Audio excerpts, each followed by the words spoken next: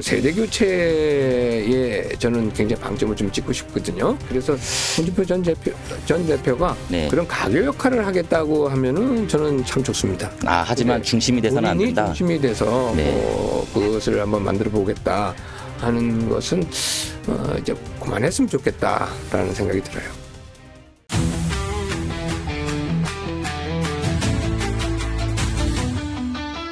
지금 현재 이 보수 정치에 대해서 안타깝다. 네. 상당히 걱정을 하고 계시는 분이 있는데 바로 홍준표 전 신장인데 네.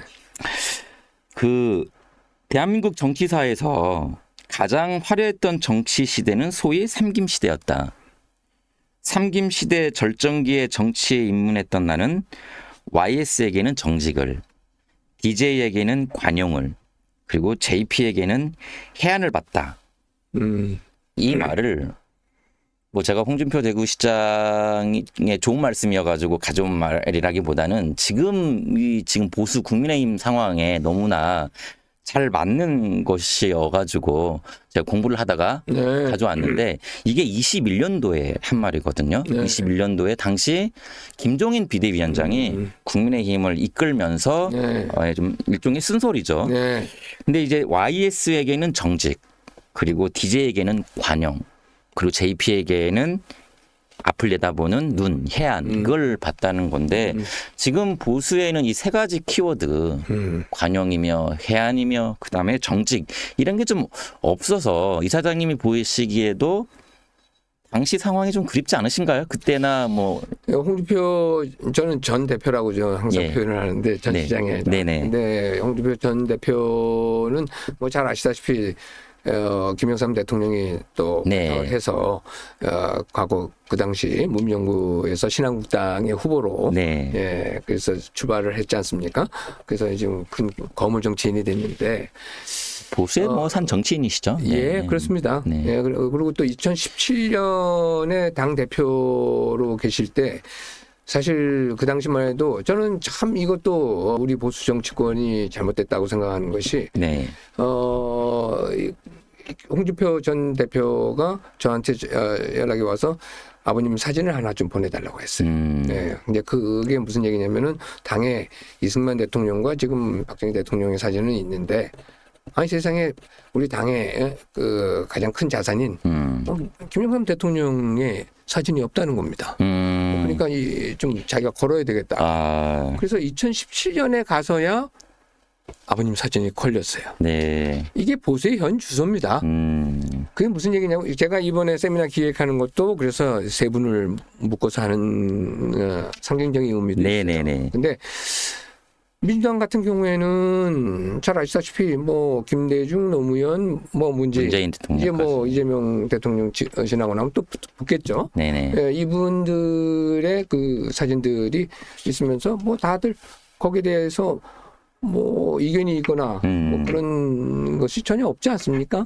그냥 통일된 네. 그야말로 그냥 한 몸으로 그렇게 생각들을 하고 있는데 보수는 생각들이 달라요. 각 지금 예를 들면은 그 세 분만 놓고 봐도 그러니까 이승만, 네. 박정희, 김영삼 한 분을 배척하고 한 분은 두 분은 또 투쟁을 하고 네. 그런 민주화를 위해서. 과거 역사가 있어서 그런지 몰라도 네. 아직까지도 물리적인 통합도 안 돼 있는 것 같아요. 예, 그것부터라도 우선 통합을 해야 되는 거 아니냐. 그 정도기 때문에 당 내에 그런 앞으로의 가는 방향이 네네. 제대로 될 수가 없다 저는 이렇게 보는 거죠. 그러니까 홍준표 대표께서 그 말씀하신 한 분 한 분 네네. 그 삼김에 대해서 얘기하셨던 부분들은 말할 것도 없고요. 예.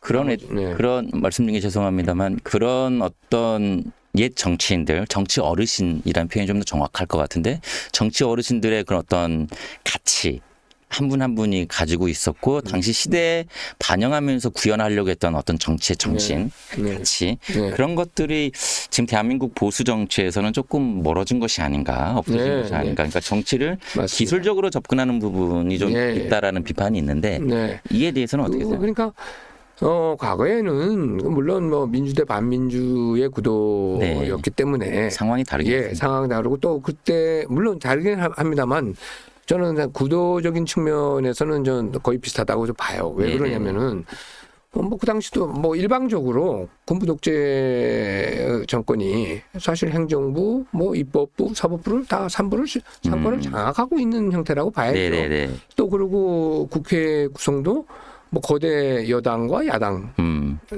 소수의 야당 뭐 이런 형태였다고요. 네네. 지금과 같습니다. 다른 건 유일한 거는 현재 이재명 그 정부는 합법적으로 선거를 통해서 네. 당선된 그쵸. 그런 네. 그래서 그런 정부가 세워졌기 때문에 사실은 뭐 어찌 보면 더 그 절대 권력을 가졌다 이렇게 이제 얘기를 할 수 있겠죠. 그렇지만 네. 그 당시에 견제 세력이 참, 없다고 봐야 되나? 예, 지금은요? 맞습니다. 네. 예, 그런데 그 당시에 김영삼 대통령이 야당 시절에는 결국 그런 그 거대 그 권력을 하고 맞서서 싸워서 뭐 대항할 수 있는 무기라는 것이 네. 결국 국민이었어요. 그렇죠. 그렇죠? 근데 그 국민이 민심이었죠. 예, 민심이었어요. 네. 그 민심을 그걸 또 얻고 나올 수 있었던 결정적인 이유가 뭐냐면은 그렇게 우리 국민을 위해서 정말 제대로 정치를 해서 돕겠구나라는 그런 서로 간에 뭐 상호 네네. 그 믿음이랄까요? 이런 것을 결기를 통해서 정말 강한 결기를 통해서 저는 아버님의 뭐 리더십 중에서 그냥 가장 덕목 중에서 크게 얘기하는 것 중에 하나가 저는 용기와 결단이라고 생각해요. 용기와 결단. 네. 네. 네. 그래서 뭐 목숨을 건 참 단식 투쟁도 있었지 않습니까? 그렇죠. 예. 그리고 이제 뭐 삼당 통합이라는 네. 정치에 생명을 건 네. 도박도 있었고요. 결국 그것을 통해서 보수의 르네상스 시대를 또 연 거죠. 예.